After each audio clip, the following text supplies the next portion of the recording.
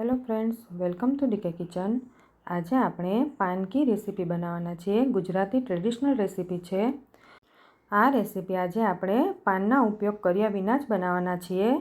તો ચાલો કેવી રીતે બનાવવી એ જોઈ લઈએ। એના માટે એક પેનમાં 1 વાટકી ચોખાનો લોટ લીધો છે। તમે ઘરની કોઈ પણ વાટકીનું માપ લઈ શકો છો। તેમાં 2 ચમચા ખાટું દહીં નાખવાનું, અને દહીં ના હોય તો તમે છાશથી પણ લોટ બનાવી શકો છો।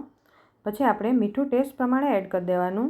1 ચમચી જેટલું જીરું અને અડધી ચમચી જેટલી હળદર એડ કરવાની છે। પછી તેમાં 1 ચમચી આદુ મરચાંની પેસ્ટ એડ કરી દઈએ। આદુ મરચાંની પેસ્ટ તમે વધારે ઓછી લઈ શકો છો।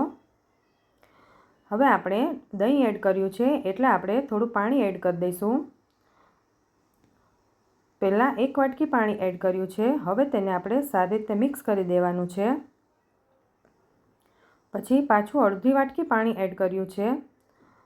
જે વાટકીથી ચોખાનો લોટ લીધો હતો એ વાટકીથી જ પાણી લીધું છે। હવે તેને સારી રીતે મિક્સ થઈ જાય પછી 1 કલાક ઢાંકીને મૂકી દેવાનું છે। જો તમારી પાસે ટાઈમ હોય તો તમે 2 કલાક પણ ઢાંકીને મૂકી શકો છો। 1 કલાક પછી આપણો બેટરનો કલર પણ ચેન્જ થઈ ગયો છે અને બેટર એકદમ સરસ થઈ ગયું છે। હવે તેને નોનસ્ટિક પેનમાં આપણે 1 ચમચી તેલ મૂકીને બનાવી લેવાનું છે। પાનકીને જાડું પણ નહીં અને પાતળું પણ નહીં એ પ્રમાણે પાથરવાનું છે।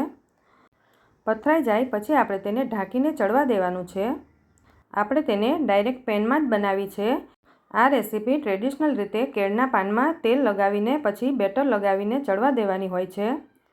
પણ બધા પાસે કેળના પાન અવેલેબલ ના હોય એટલે આપણે તેને પેનમાં બનાવી છે। એવી રીતે આપણે બંને સાઈડ ચોળવી લઈએ। બંને સાઈડ સારી રીતે ચડી ગઈ છે તો આપણે તેને એક પ્લેટમાં લઈ લઈએ। પાનકી સોસ ગ્રીન ચટણી સાથે ખૂબ સરસ લાગે છે ખાવામાં। તમે પણ ઘરે જરૂરથી ટ્રાય કરજો। તૈયાર છે આપણી પાનકી રેસીપી। જો તમને મારો વિડીયો ગમ્યો હોય તો લાઈક, શેર અને સબસ્ક્રાઈબ જરૂર કરજો।